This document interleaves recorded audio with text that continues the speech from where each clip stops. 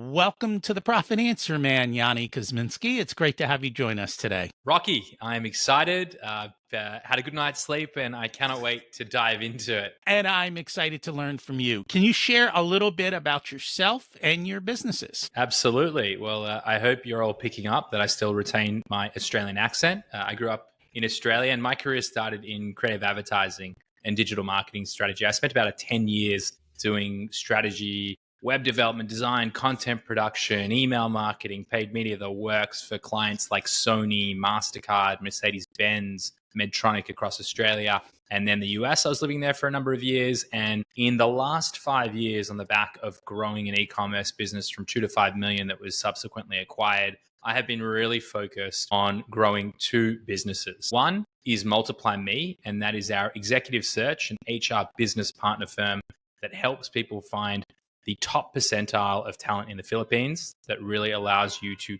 strategically build leverage into your business. And the other is Escala, which is a process improvement management consultancy, which is a really fancy way of saying what we look to do is understand operational pain points, bottlenecks, build out those process maps, build clarity, and then create a streamlined reality where your business runs more efficiently. And just to sort of cap it all off, what we are trying to do as a business is exactly what we were able to achieve for ourselves. And we grew this business with about $100,000 investment 5 years ago into north of 8 figures in revenue with a 95% offshore team. And that is what we sell. That is what we do. We try and help people achieve what we have, very, it's been a lot of learning, a lot of mistakes, but we're here now and we really want to help have an impact on the world and business owners to grow profitably. Call that the Amazon business model. Like they created AWS to solve their problems, and then they started selling their solution of how they solve their problems to everyone else. And in today's world,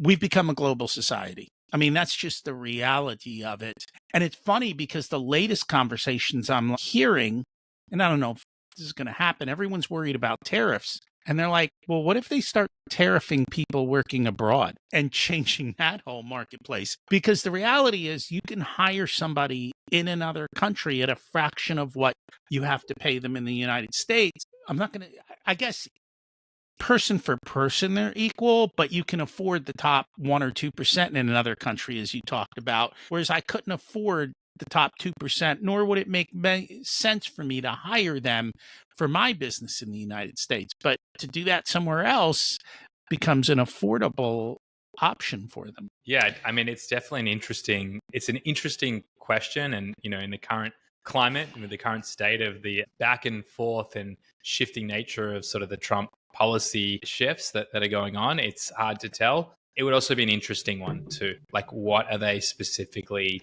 putting the tariff against? When we talk about products that are imported, it's on the actual production value in that. So there's like a delta that's going to be baked in that should theoretically still allow you to make profit. But if you're doing the same against US based employees, then it becomes a very interesting problem to solve. It does. And then that rolls into the immigration thing and all those fights. But that's not what we're here for today. We actually met at the EOS conference. Do you guys run on EOS? Absolutely. Yeah. We've run on EOS now for about 4 years. And yeah, I mean, it's fantastic for anyone listening.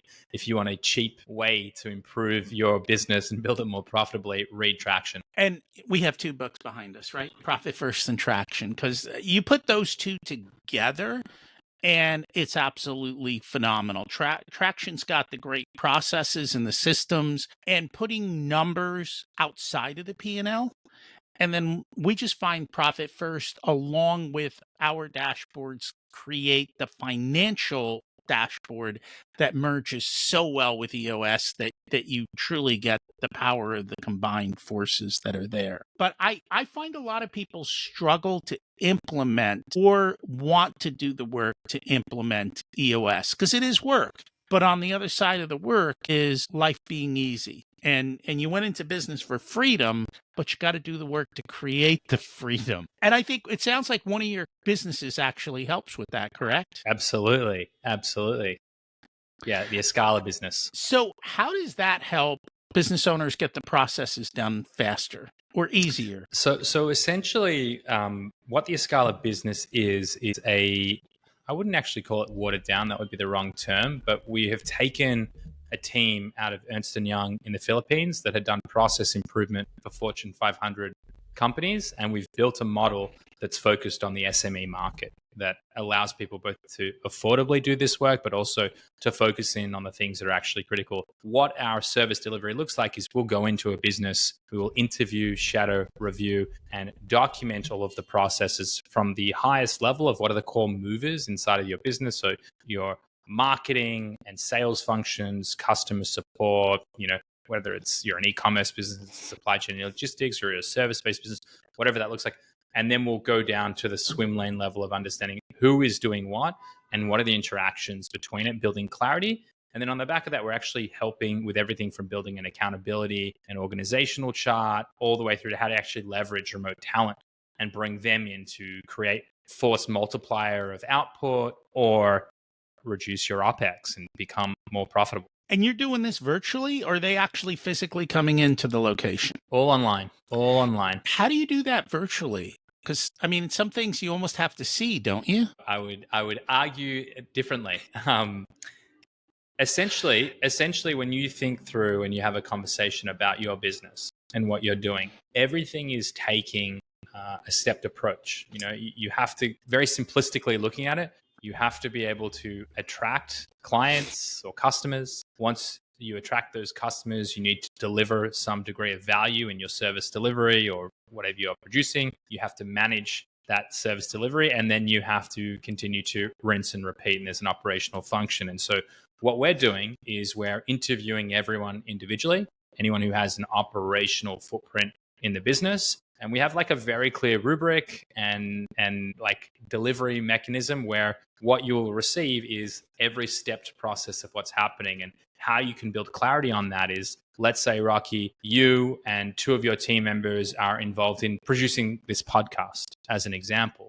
What we would do is we'd individually interview each of you, and then we would bring you all back together and we would validate the process. And we would say, you send out an email, you get the person who's going to come on the podcast onto the podcast. They send over their link and their bio. And what you'll often find is that you saw it one way, your EA that sits remotely is doing it slightly differently, but the person who's actually producing it at the end sort of altogether differently. And so we're already able to piece together the process and give people clarity through that journey that starts to highlight AFIs, areas for improvement, on how we can streamline said processes. I absolutely love this. I'm a systems guy myself, so I just naturally do this. I didn't realize that wasn't normal. And in reading Gino's books, I came to realize I'm the 1% that actually gets this part of it. And so you mentioned podcasts and you talk about this podcast. Literally, I send you an email, and when you say yes, I just copy my VA and I'm done. Right. And then I just show up and record, and then I'm done. And then I just have to approve things. But we built an entire system that gets all of that stuff off my plate, and it's got trust but verify. So I trust all the work gets done, but there are ways to know how it is. And we've just built simple dashboards going back to EOS to make all of that possible. Now, for me, at the beginning, that was going to be a struggle, because I'm like, I know what the American companies charge to do this, and I have 2 podcasts. I'm like, it just doesn't make sense, right? So how do I do that? And I did it by using a company like your other company, which is to outsource to other countries and let the work be done. So actually, all of the post-production or even pre-production, everything from this podcast is done in the Philippines. I know you work a lot with the Philippines. So let's talk about that side of the business. What is available to us? What can they do? And what are the different things that are out there? Let me start a little bit higher up on the sort of the vantage point, if you will. So for those listening that aren't familiar with offshore and remote staffing, or haven't sort of dipped their toes into the water, I would say, one, there's a lot of different geographies that exist, and there'll be different value propositions in different geographies. I personally, and I don't know, Rocky, if you are only exclusively working with the Philippines or you're working with other geographies as well, but I personally am very partial to the Philippines, and that's where we are incorporated and set up, and that's really our bread and butter as of today when we record this podcast. And so the reason why I have been so bullish about the Philippines is for a number of reasons. The first is that you have a population of 120 million people. And of that 120 million people, so about the third the size of the US, it is the sixth largest English-speaking country on the planet, just above England. On top of that, you have one of the highest rates of higher education in the emerging world. 600 plus thousand college graduates are produced every year compared to about 2 million in the US. So it's going at about a 1-to-1 ratio.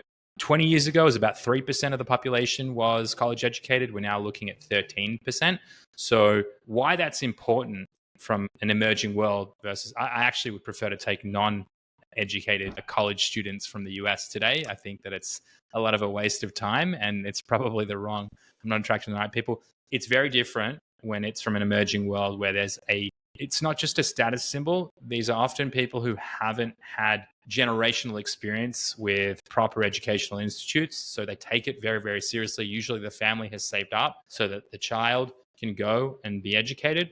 And so you get this interesting inversion where the youth becomes the provider of wealth and value to the aging family, and you have this inversion. So what that produces, and why I share that, is because essentially now you find someone who is motivated, hardworking, college educated, and what's more is there is a degree of loyalty where job security is much more important than taking another $1 or $2 an hour from someone else that's an unknown variable. And I can validate all of this in saying that I have employees, we've been running for just over 5 years. I have employees now that are all starting to hit their 5-year tenured mark. And, I genuinely believe that they will be with me, for another 5 years. And if you look at the average tenure rates that we have internally and our retention rates, far, far higher than what you would see against other geographies. There's obviously I don't know if strategy is the right word. You have to treat your team well and offer them all the benefits and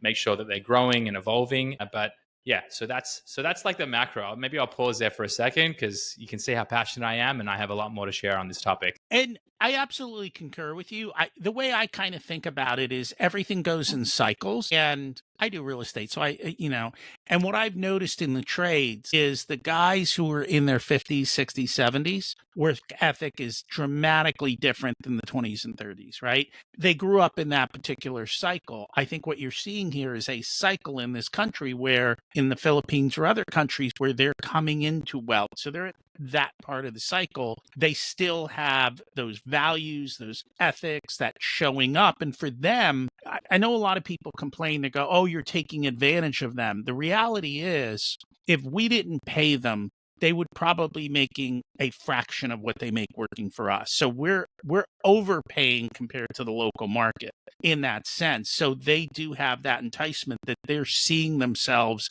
go up in their particular economy and have a better life. So I see it all from a human motivation standpoint and how that all flows. So I agree with you considerably. So to answer your question more directly now, Rocky, now that I've got that out of the way, you asked the question, what's possible in the Philippines? I shared at the start that I have a 95% Philippines-based team and that we've been able to grow north of 8 figures in 5 years. My entire infrastructure there. So I have over 80 people that sit in the Philippines across our entire business.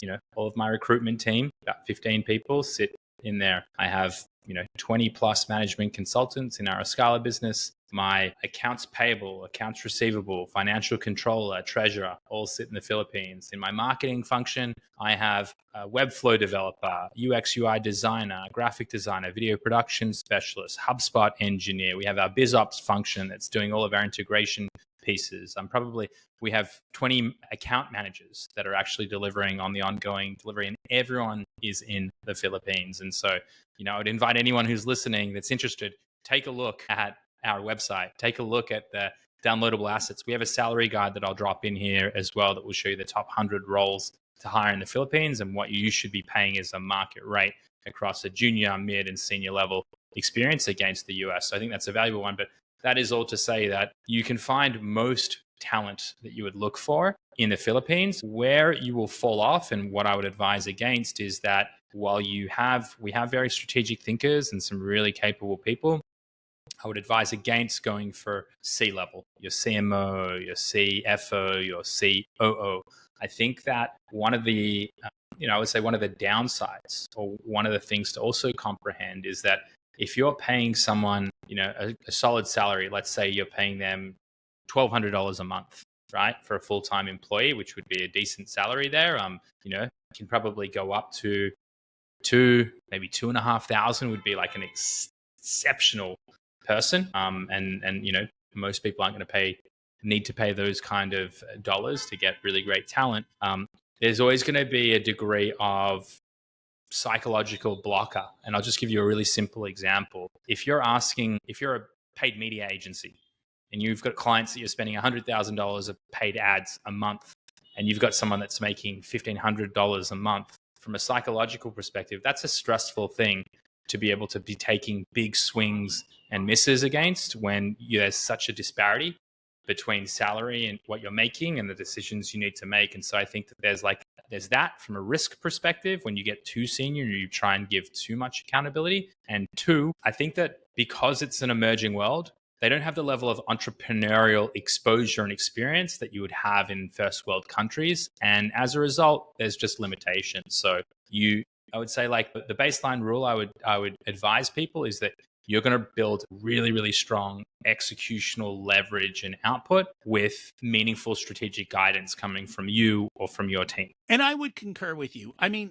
they grow up in a different society with different values and different experiences. It's really hard to transfer that to necessarily an American way of doing business. And so there are these little things that you notice over time that come across. And I agree with you. They're great for process and for doing things like that. But when it comes to the strategy work, you need to be closer to your client and a little bit more in tune in ways that culturally don't always come across. And that's true of, even if I go to another country like France or Germany or somewhere else, you don't understand the cultural things and the way they do things, and that comes across. So you definitely have to be aware of that, and you also have to adjust for that. So that makes a lot of sense.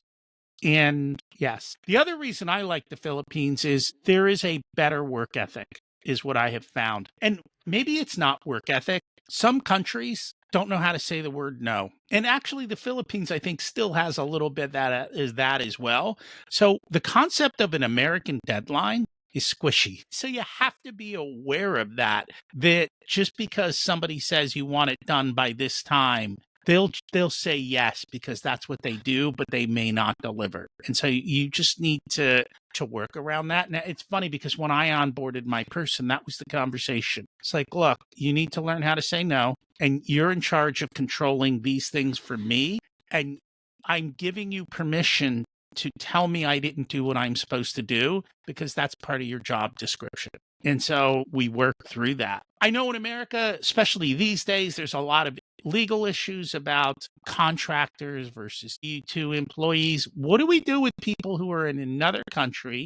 And then you talked about benefits. And I know also, especially in the Philippines, there is the expectation of the 13th month culturally. So if you could kind of touch on some of those and anything else that I may have missed. Yeah. Well, I want to start on the question you didn't ask me first, and let's move to the benefits. I think you are correct. There is cultural differences that exist in the Philippines, and you have to lean into them. You can't sit here and just assume that they're going to operate like a US-based team member. And it comes from a few different places. I would say one really interesting thing that I love to highlight is that there was an interesting study done quite some time ago around different cultures, and it looked at an X and Y axis of confrontational versus non-confrontational, and the Y axis was emotionally expressive and emotionally unexpressive. And I live in Israel, and funnily enough, in that study, they sit in the top left quadrant, the highest, where they are emotionally expressive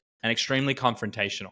And so what that garners as an experience in the workplace is that you can be in the office, you could be shouting at a coworker at the top of your lungs, having the most heated debate, passionate about it, and then straight after, what are we going to have for lunch? As if nothing had happened. And that's, I think, part of the magic here is that no one takes anything too personally. And so you get to these forced outcomes much, much quicker.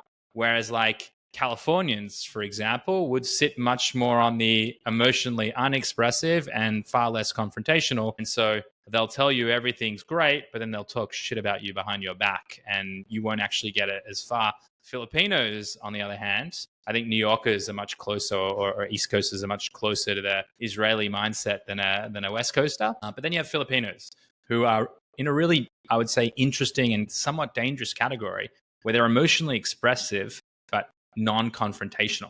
And so what happens is they can get really upset about a situation, but they won't share it with you. They'll talk about it with other people, and it can create sort of this negative outcome. And so to address your situation, which is the lack or the inability to have confrontation, when working with Filipino talent, you have to be building safe spaces and creating opportunities for them to inject, pieces of information. So one thing that we like to do is to give people the advice and saying, get used to each week, let's say, having them express a challenge that came up or things that they want to address. And it's an expectation that they share it. And what you want to do, there's another great book that I'm looking at your wall. It's probably over there somewhere. Pat Lencioni's 5 Dysfunctions of a Team, probably in there somewhere.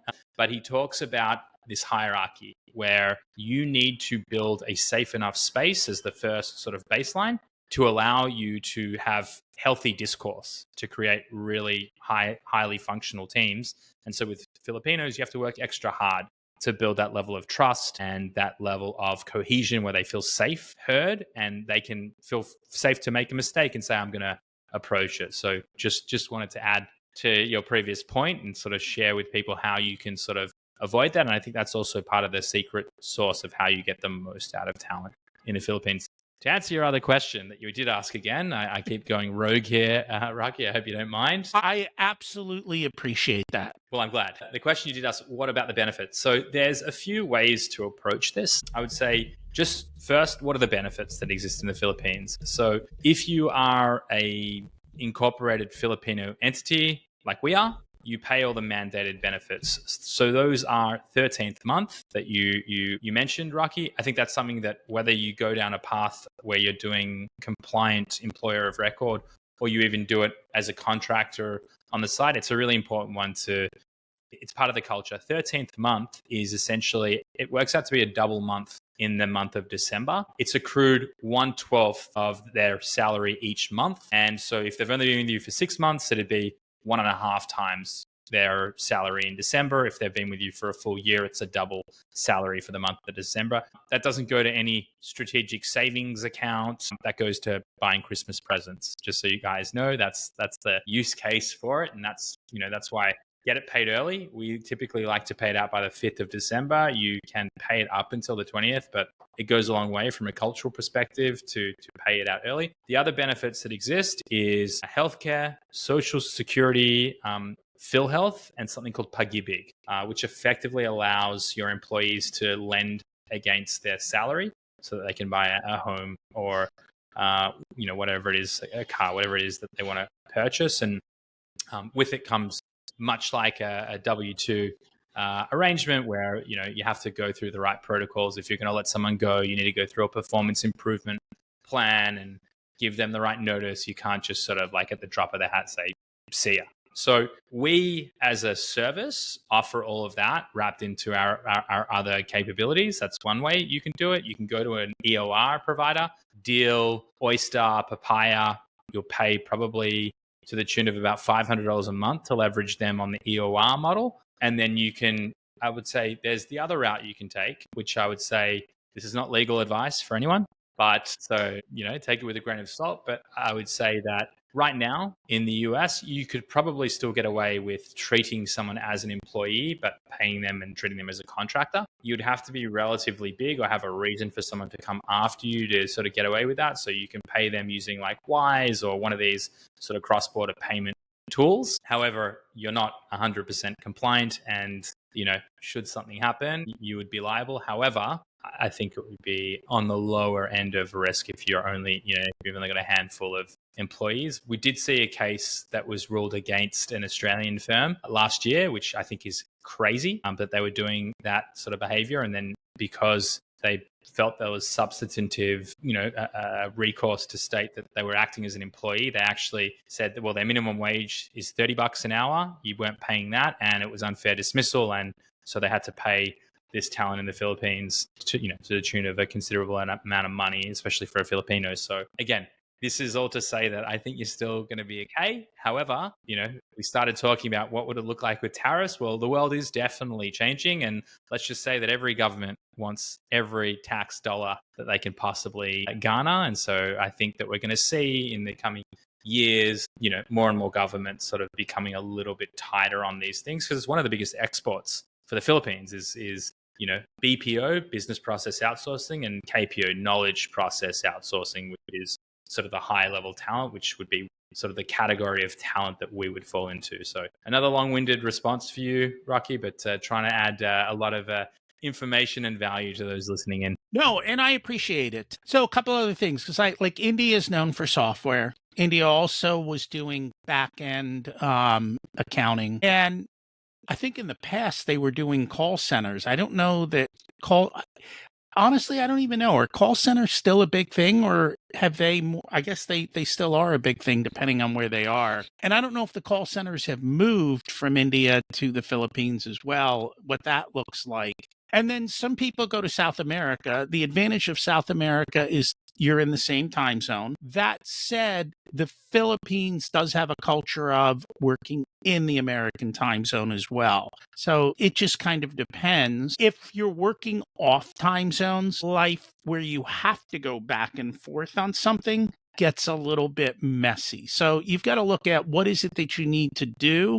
Does it need to be timely where you're kind of together or not? And each country tends to have their own expertise in what they provide well. Because even before the war, Ukraine was also doing a lot of outsourcing and parts of Eastern Europe and so Still forth. is. The whole world is wide open. And I think a lot of people just don't realize that the whole world is wide open. Definitely. I mean, to sort of, give some insights in that, the Ukraine, Eastern Europe, really strong on development work. You probably pay, I would say, about 30% more than what you would likely look at in the Philippines. Pakistan and India is probably, I would guess, a little bit cheaper again than the Philippines, though obviously there is, I would say a language and cultural barrier that exists there.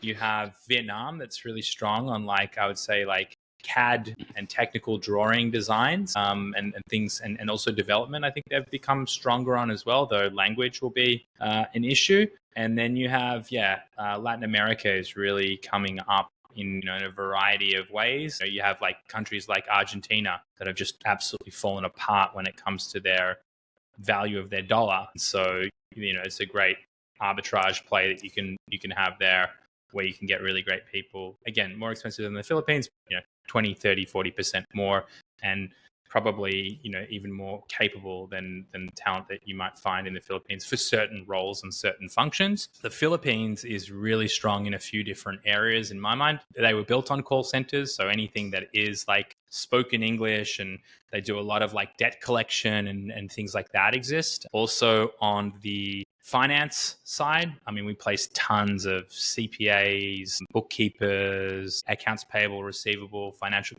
roles like that is really, really strong in the Philippines. Design is also quite strong as well. I would say from a tech perspective, probably not the strongest of all the markets, at least in my experience. But customer support, customer success, design, marketing supporting roles are all quite strong. And the other country I forgot about, and I didn't realize that it was such a arbitrage too, was South Africa. Yep. For sales and other things. And a lot of people in South Africa also speak English. So it's an creates those English-speaking country as well. So it creates those opportunities as well. So you have to figure out what works for you. I think the question that people have in their mind is, how do I find somebody in these countries? How do I even go about doing this? Yeah, that's the 8-figure question, isn't it? I would say there's obviously many different ways that you can approach it. If you're to take it on yourself, there's going to be everything from job boards to LinkedIn to platforms like that. You can obviously go that alone. Obviously, we exist to support companies to do that as well. We have a 15-person recruitment team, and that's all we do day in, day out. Is we have a database of 300,000 plus candidates, and we're perpetually topping that up and engaging and seeing what and who is interested in moving to an opportunity that we provide them. So I would say those would be the main avenues. There's a platform, if you're looking at the Philippines, I like to call it the gateway drug to the Philippines. You find talent that's like just good enough to do baseline stuff, but you're not really handing off material accountability, and that's called onlinejobs.ph. I would say you sort of get okay talent there, but you're going to sift through thousands of resumes. And I looked at our ATS applicant tracking software just the other day, and I looked at, of the last 600 people that we've placed over the last year and a half, whatever, one has come from onlinejobs.ph, which just felt good because I did validating that you do find talent that is good enough, but it's not going to necessarily change your business. No, I know Jim Jonas, who runs Online Job PH, and he was on my other podcast. Oh, it's probably been a couple of years, but that was, I think, one of the things we talked about is how do you sift through 500 resumes. And I came up with two ideas. One is what I call the tripwire. Somewhere buried in the application process is you must do this in this way. And if they don't do this in this way, you don't even look at the resume. So it eliminates the 400 something resumes there. And so that makes it a little bit easier. But again, just like everything else, even in the United States, I can hire a recruiter, or I can go find people myself, and I'm not in the Philippines. Sometimes it makes more sense to just do that. And everything comes down to cost benefit. What works for you, and how do you go about doing that, and what level of talent do you want? You figure it out for you, figure out what works, and go from there. If people would like to learn more about your company, find you, what's the best way for them to do that? A few different ways. If you want to find out about the company, MultiplyMii.com, you'll find us. That's staffing. There's a whole bunch of free resources that exist there, and you can see everything from that salary guide to the types of talent that you can hire, and even how to structure organizations at a generic way to understand, from construction to legal and finance, types of businesses and the works. We are Escala is our consulting practice. You can find us there as well from a process improvement perspective. Yoni Kozminski is my LinkedIn, and I'm relatively active there. So if you want to get in touch with me directly, then that's going to be probably the fastest way to do so. Cool. And we will make sure we put those all into the show notes. Thank you so much for joining us today. Thanks for having me, Rocky. It was great. Hey, thanks for listening to the entire unedited video of the Profit Answer Man podcast. You can actually get the full podcast in audio only format here on YouTube or any other of your favorite podcast players. Don't forget to go check out episodes 1 through 13. They lay out the foundation of Profit First in the book and how to get started. In addition, we've got hundreds of episodes for you to check out. And if you remember to subscribe, you'll always be updated when we put a new one out every single week. Thanks for listening. Have a profitable week.